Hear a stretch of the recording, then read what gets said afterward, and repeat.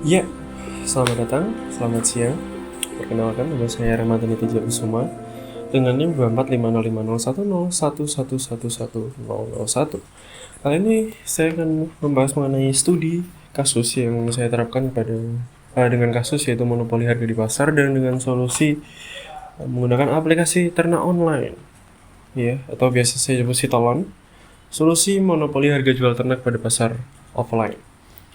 Aplikasi ternak online ini atau Sitolon ini adalah aplikasi yang akan kami rancang untuk melakukan penjualan atau pembelian sapi secara online dan juga berstandar, alias seperti marketplace seperti barang-barang kita.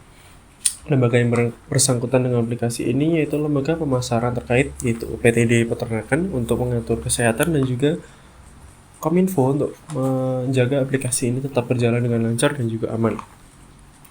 Kita mulai dari fungsi lembaga atau organisasi. Kominfo mengatur dan menetapkan norma-norma terkait perizinan dan perilisan aplikasi dan juga kontrol aplikasi yang akan atau sedang berjalan.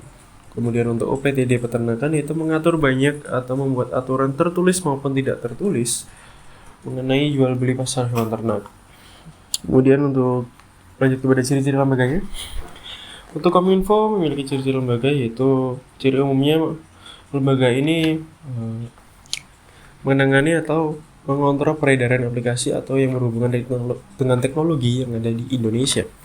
Kemudian untuk kekekalannya terdiri dari beberapa kabinet dan juga memiliki tujuan mengelola penginformasian termasuk aplikasi serta memiliki fungsi menghasilkan aplikasi atau menjaga aplikasi ini tetap aman tanpa malware.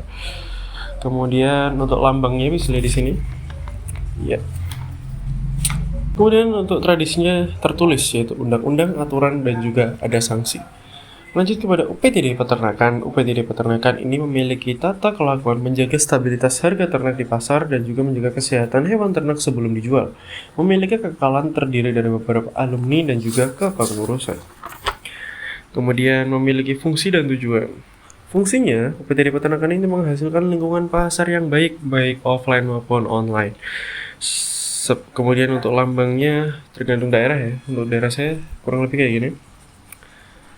Tradisi ini tertulis yaitu UU, aturan, dan juga sanksi.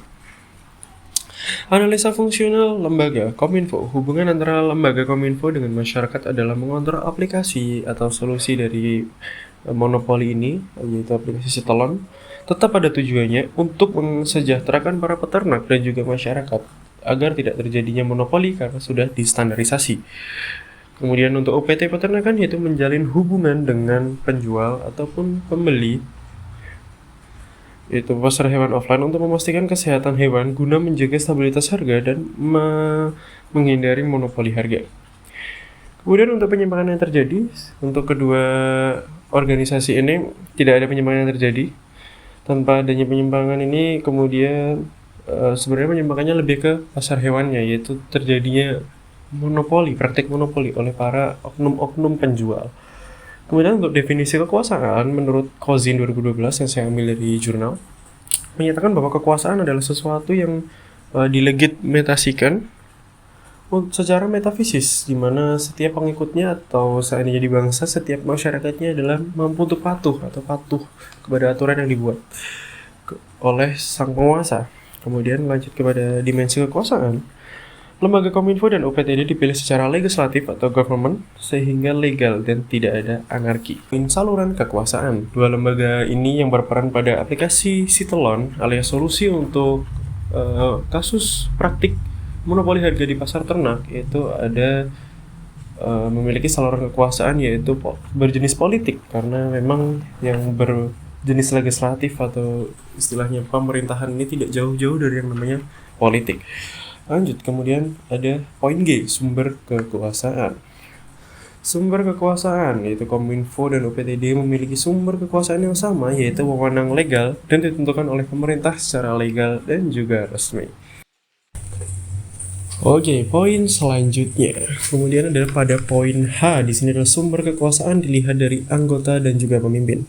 Kominfo dan UPTD memiliki kekuasaan resmi dengan target atau masyarakat taat sebab yakin kedua lembaga tersebut mampu mengkondisikan atau mengontrol bidang yang lembaga tersebut pegang, yaitu Kominfo pada bidang teknologi dan UPTD peternakan pada bidang peternakan, baik kesehatan hewan maupun harga pasar hewan tersebut.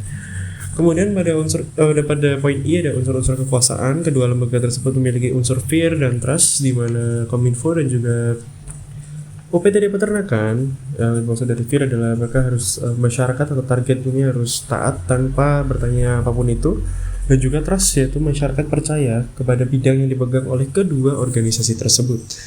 Kemudian adalah poin J, cara mempertahankan kekuasaan. Dengan cara melakukan tugas dengan baik sehingga dapat terpilih kembali pada kabinet selanjutnya. Ini klasik ya. Oke, lanjut. Yang pertama adalah bentuk-bentuk wewenang berdasarkan hubungan dan dasar hukum. Rasional legal, Kominfo dan UPTD peternakan sesuai hukum yang berlaku dengan dasar undang-undang. Jadi kedua lembaga ini adalah resmi, legislatif, dan juga didasari oleh undang-undang. Kemudian berdasarkan derajat atau formalitas wewenang, kedua lembaga tergolong resmi dan ada aturan secara instrumental. Keduanya bisa membuat undang-undang juga, bisa membuat aturan. Kemudian berdasarkan sifat dan kelompok sosial, kedua lembaga termasuk teritorial. Berdasarkan wilayah wewenang, keduanya terbatas pada bidang teknologi dan peternakan sesuai target atau bidang yang dipegang. Sumber perubahan sosial. Pada kasus pengembangan aplikasi ini, sumber perbedaan atau perubahan ada pada poin kedua, yaitu pengetahuan. Poin kedua sesuai PPT ini ya, di mana pasar offline atau pasar hewan langsung banyak terjadi praktik monopoli harga yang akan membuat jauh lebih mudah dikontrol jika menggunakan aplikasi. Ini seperti solusi untuk kasus tersebut. Kok bisa sih ada monopoli ya? Saya mengalami sendiri pada tahun 2018 ya saat itu. Dan memang banyak yang seperti itu. Oknum sih, bukan penjualnya. Oknumnya nggak tahu dinasnya. Ya udahlah ya. Faktor penyebab perubahan sosial. Faktor internalnya adalah adanya penemuan baru pada bidang pemasaran, yaitu marketplace online. Ini adalah penemuan yang sebenarnya sudah tidak baru lagi, tapi sudah efektif diterapkan pada barang-barang elektronik. Jadi terobosan kami ini juga diterapkan kepada aplikasi yang bertujuan untuk menjual hewan peternakan ini. Untuk faktor eksternalnya tidak ada. Faktor pendorong dan penghambat perubahan sosial. Pada poin faktor pendorong di sini ada 1, kemajuan teknologi. Kemajuan teknologi sekarang sudah sangat berkembang pesat sehingga ini termasuk faktor pendorong. Kemudian keinginan untuk maju jika masyarakat memang mungkin merasa diresahkan dari praktik monopoli harga. Keinginan untuk maju pasti ada. Kemudian keinginan mendapatkan keadilan dari harga sapi, di mana orang yang biasanya kenal lama sama penjualnya dapat harga lebih murah dibanding orang yang baru terjun di sana. Ini agak tidak adil ya. Kemudian untuk perubahan sosial yang poin faktor penghambat, di sini adalah banyaknya pihak yang menyangkal, tentunya oknumnya sendiri, yaitu para penjual yang sudah sekokol dengan sudah pasti ada semacam mafia gitu ya. Kemudian adalah rendahnya kualitas SDM, ini sudah umum lah ya. Kemudian tahapan perubahan sosialnya yaitu dimulai dari semakin lamanya pasar hewan offline ini membuat banyak oknum melakukan tindak monopoli harga akibat tidak adanya harga standar atau tetapan standar.